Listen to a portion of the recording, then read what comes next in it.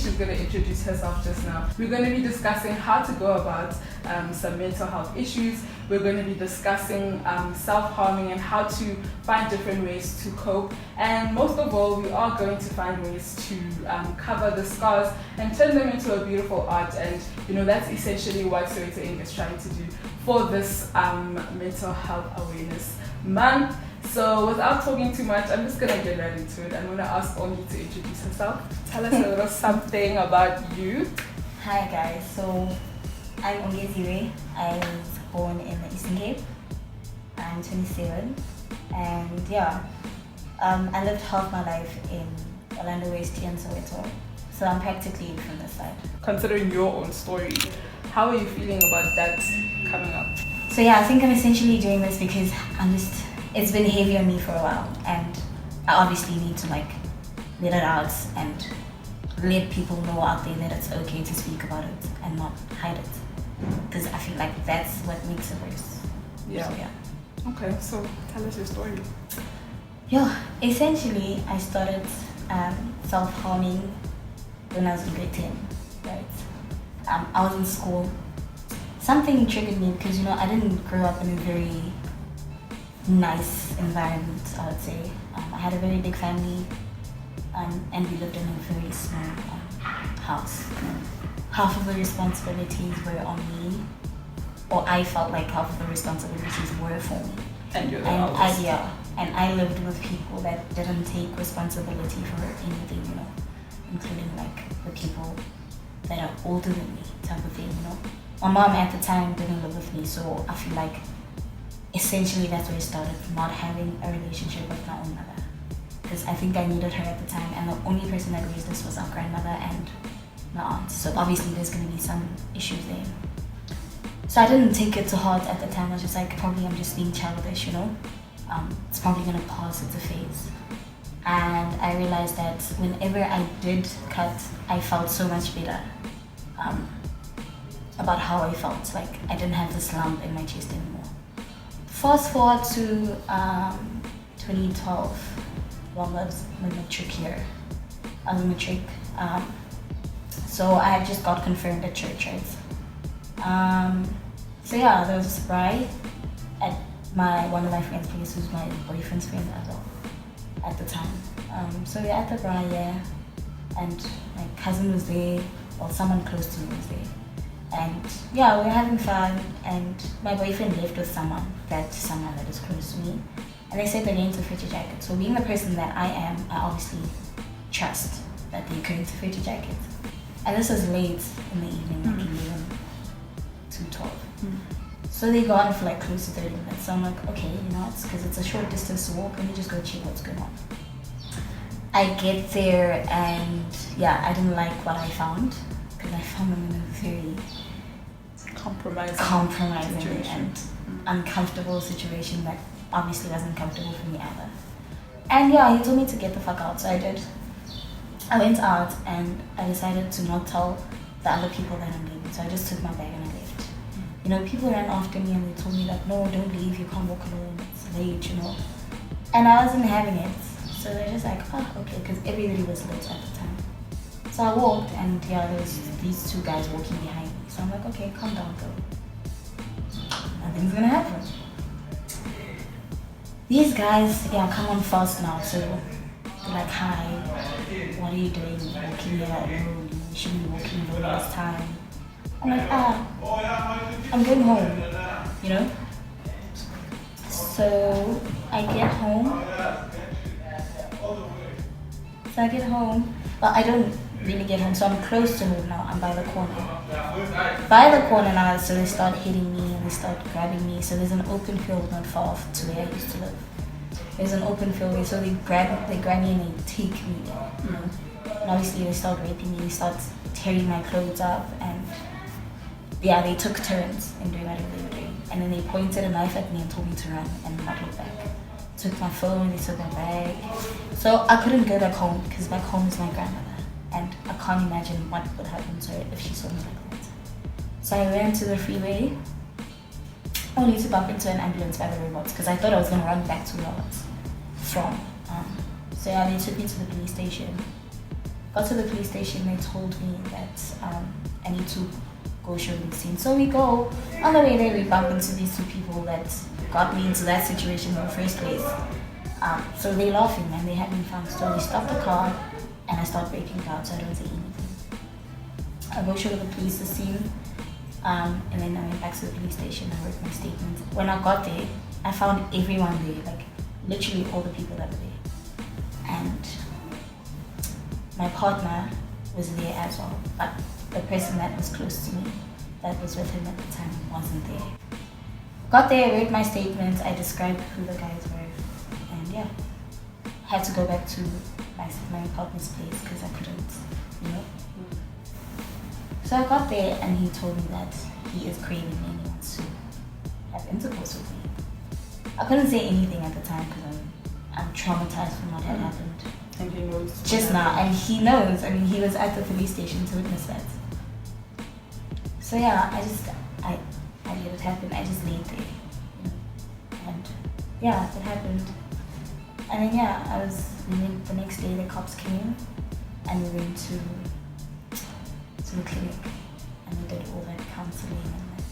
No, but for me the counseling didn't work because it was just a brief thing, you know. They didn't tap into what the actual issue was.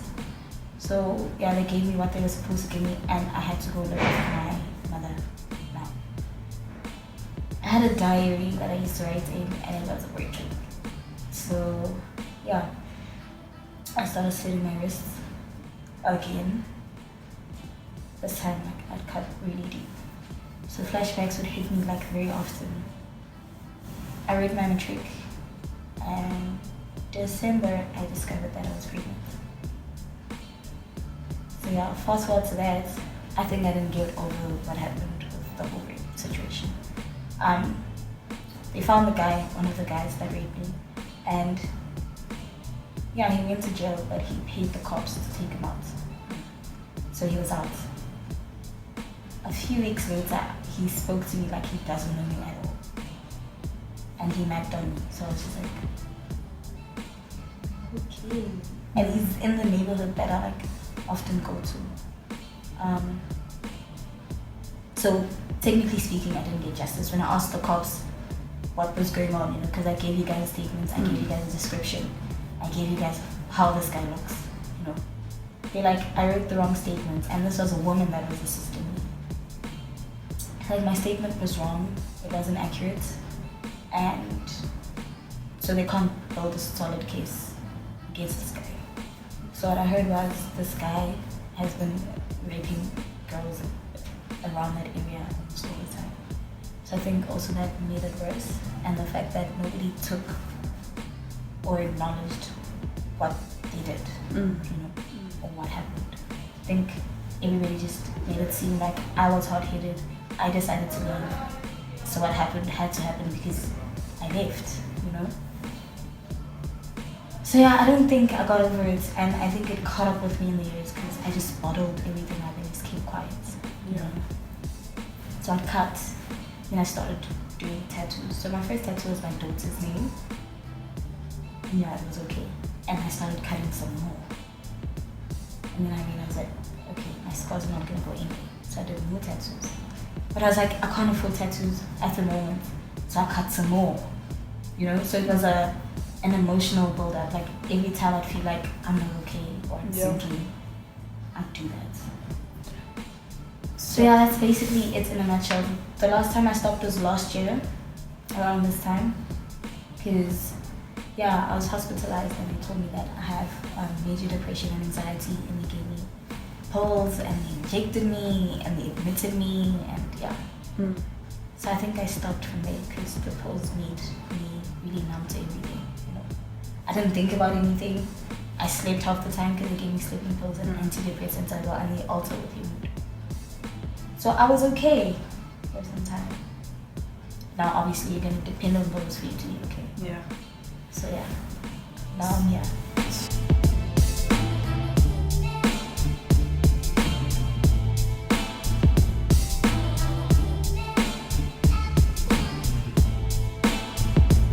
What would you even say to your mom to kind of like get her to understand what exactly it is that you... I feel like now she understands better.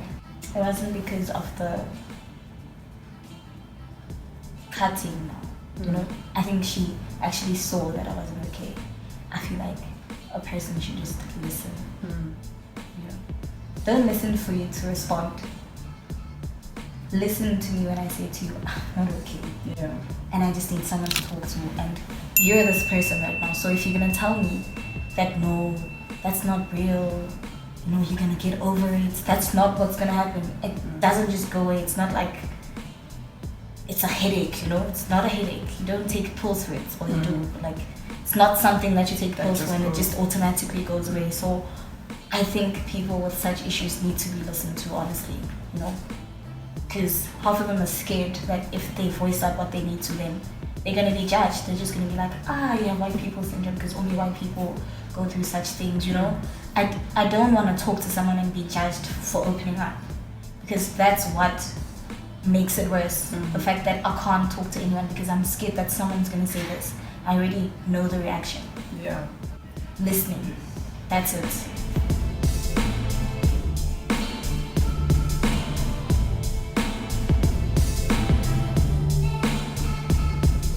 You mentioned your daughter. Tell me about your daughter. Oh man, my Asata. She's 7 now. She's really grown. I feel like there was a time where I self-harmed and she was there. Like, she saw me and it wasn't a beautiful sight. Yeah. Like, I didn't like seeing my daughter look at me like that, and she was still too young. She was 3. And she literally opened the bathroom door and I was just leaking. She didn't know what to do. And everybody just panicked at the time, you know. After that, I was just like, oh, okay, that's really messed up, because I wouldn't want her to grow up knowing that it's okay to do such things, you know. It was hard to watch me do that, you know. Yeah, she's grown now, she's 7. So she lives between my baby daddy's and my house as well. So she's currently in school. She just started grade 1. So she's not with me at the moment. Not because I sent her away, because my baby daddy's aunt lives closer to where her school is. So it's convenient, you know. You pay less transport and she visits on weekends and I go see her whenever I like. How, like, you know, when you were sharing your story about, you know, all the things that basically triggered the cycle of leading you to self-harming and all of that. And with the state of our country right now, gender-based violence is, it just keeps getting worse and worse and worse. And I think my heart kind of broke a little bit when you mentioned that you have a daughter and she's 7 years old. Like, you can imagine how in the society that we live in now. Yeah, how are you feeling about I'm scared. raising her? Like, I am extremely scared. I'm scared. Like, what do you even teach? Men are the scariest species ever, and we can't say that it's only some men, you know, that would do such things to children, because sometimes you grow up with someone and that someone just turns against you and they do certain things to you that you didn't expect they would, you know. And it's really scary because you don't know what to expect. You don't know how things are going to turn out, but all you can do is try, I guess, you know, to teach her better, to let her know that this is what's happening in the world right now. And I feel like she's 7, so she can understand things now, you know, and she can speak. Yeah. So you tell her that, like, whenever somebody touches you in a way that you don't like, you tell them, because this is the world we live in now. Like, it's just, you don't know what to expect. Just now, my daughter's fine, and the next thing, somebody raped her, and I didn't know, because she couldn't come to me and tell me about it, because I didn't inform her that there's such things that happen, you know. So, we need to listen. We need to be listened to, and we need to tell our story so that people know that it's not okay to keep this inside, because it's going to eat you up, and that's when obviously you're going to want to die.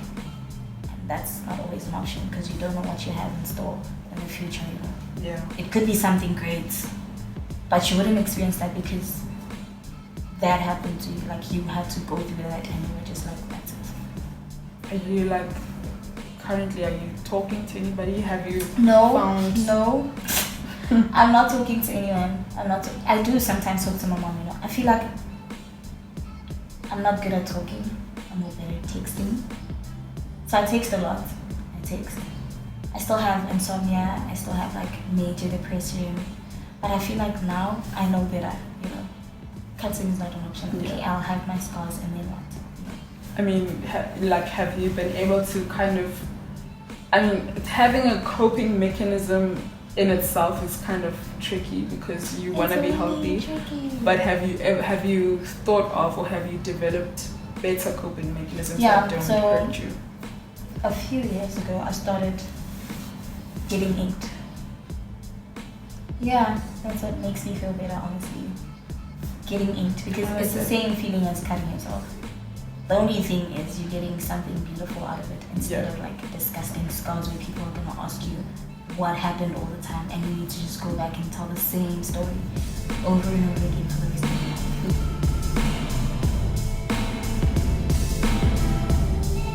Well, just to wrap up, what advice would you give right now to your 16, 17-year-old self? There really isn't an easy way out. There isn't. There really isn't.